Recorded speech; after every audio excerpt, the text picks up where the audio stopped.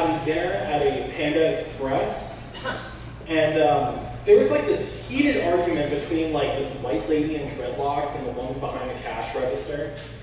And I didn't catch a lot of it because it was a very heated argument, but what I do remember is that she called the lady behind the register the fucking C word for Asian people here. I'm not going to say it because I'm recording this for TikTok, and I'd rather not get canceled by all 2 of my followers.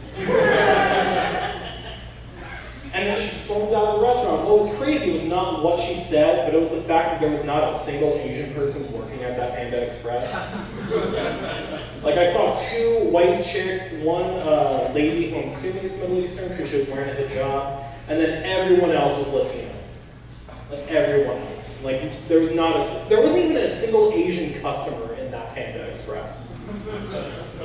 Like, do racists have performance anxiety? Like, do they throw out the wrong slurs accidentally? Is that a thing they do? This would be the equivalent of me going to a Taco Bell and saying, like, the insert slur named after a vegetable to the black guy behind the counter. This would be like having a car with a Confederate flag, like, all decked out on it with a coexist bumper sticker.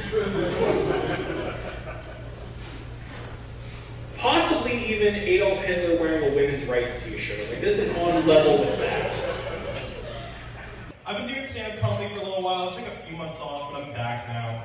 I mean, in that few months, it was a little crazy. I lost 30 pounds, apparently, which is insane, because now I can see all 2 inches of my dick when I look down.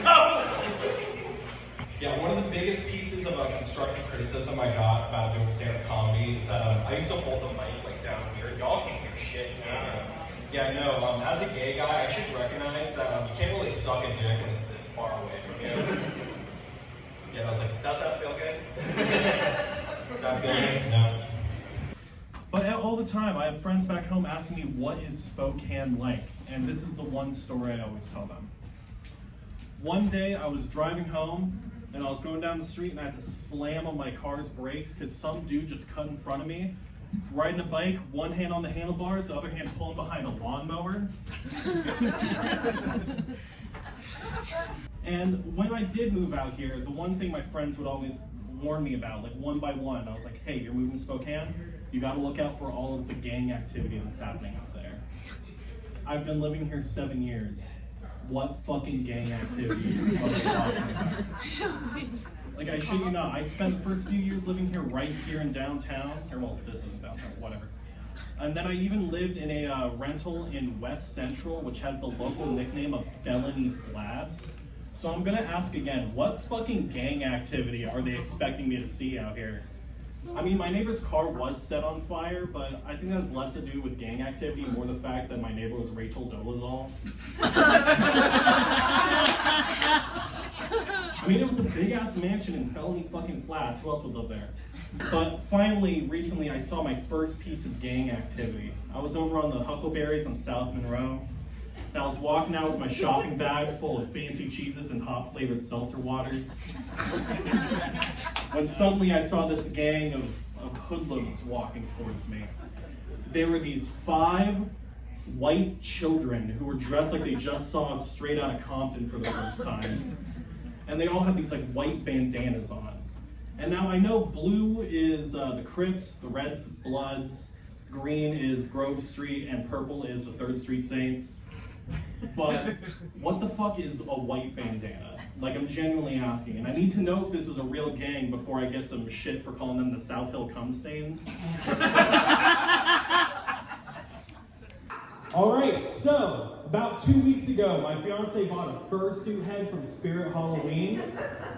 And then about a week and a half ago, I made a video on TikTok wearing that fursuit head. And last I checked, it had 26.6 thousand views. Now, am I happy my page is getting engagement? Absolutely. Am I a little pissed off that that's what's getting me the views right now? Furry content, not, footage of me doing stand-up comedy. So for the sake of, algorithm engagement, likes, and views,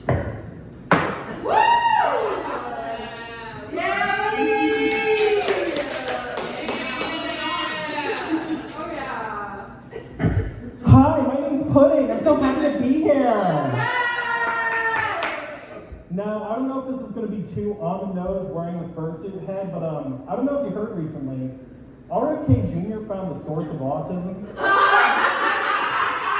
Yeah, it turns out it was Tylenol and not like I was blaming my mother this whole time for all the smoking and drinking she did with her.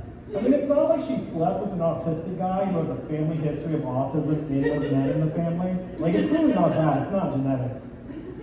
Yeah, it's not like my dad was obsessed with Dungeons and Dragons, and his dad was obsessed with airplanes, and his dad was obsessed with cars, and his dad was obsessed with trains, and his dad was obsessed with houseplants or anything. I mean, I'm normal. I just like true crime. I feel like that's pretty normal. And by the way, can I just say, now that we know the source, can we please stop saying autistic? I find that personally offensive. I'd rather be called an acetaminophen American. Thank you very much. Oh, God. Now, speaking of the rapture, y'all believe that shit almost happened a week ago? And I'm honestly so pissed off that I wasn't around when Christians were giving away their houses, their cars, their fucking, like, Nintendo Switches. I wish I was there for that. I need free shit. But honestly, if the rapture did happen and I got raptured, pray to God I don't, but, you know, if it did happen, how I picture it happening is I'm going to be up there, I'm going to be in heaven, and I'm going to meet God, and he's going to be like, listen, so I just got off the phone with your boss, he needs you in there. It's like, what do you mean? Like, I'm here, I'm in heaven, like, this is it. It's like, yeah, but like, they're really short-staffed right now. Like, we just really need you to be a team player right now. Does anyone else have just this fear that they're slowly turning into their father? Yeah, no, lately I found myself wearing a lot more hats. And normally you think that's fine. But it's at my age that my dad's male pattern baldness really started taking effect. I am horrified, let me tell you. And then the other day I saw another comic, it was Golden Drake actually, wearing a Hawaiian t-shirt, and I DM'd him to ask him where he got the shirt. This is not good at all. I'm killing it with this one lady over here. Hi. And I've also seen myself slowly dipping into his road rage a bit, although granted, I'm not screaming at the top of my lungs unless it's to, you know, throw slurs at Cybertrucks, but you know. But the thing about that is, just to backtrack a little bit, my dad in all of his years took so many leftist drugs that his brain took a right. Like, I think it takes 3 lefts to take a right. I believe the 3 drugs he took were weed, mushrooms, and stronger weed. Yeah. But in his mind, everything either went to 1 or 2 categories. It was either America or socialism, no in between. And I remember one time I was 18, he was taking me to meet some guy from Facebook Market to buy my first car, fucking lowballed, and it was great. And on this drive, we went through 3 roundabouts in a row, and each one we went through, he got angrier and angrier and angrier. To the point where by the end, he was full-on foam out the mouth, fucking screaming, "Roundabouts, roundabouts, roundabouts, goddamn socialist roundabouts! 3 of these motherfucking goddamn socialist roundabouts in a quarter of a fucking mile! Socialist roundabouts, this is America bending its knee to socialism. In fact, these motherfucking roundabouts are in the goddamn streets. If I wanted to drive around in circles to sniff the assholes of all the other cars around me, I would have moved the fucking trains." And to this day, I cannot go through a roundabout without thinking of America bending its knee to socialism. And that's all I've got prepared tonight. Have a good night.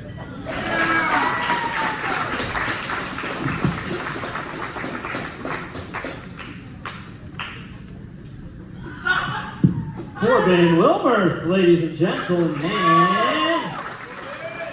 Oh, that's good. That's good.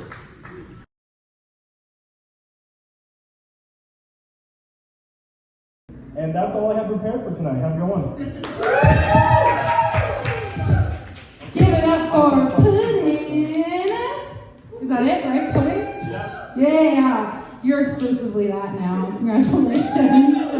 If you give me a nickname to go after, that's your name forever.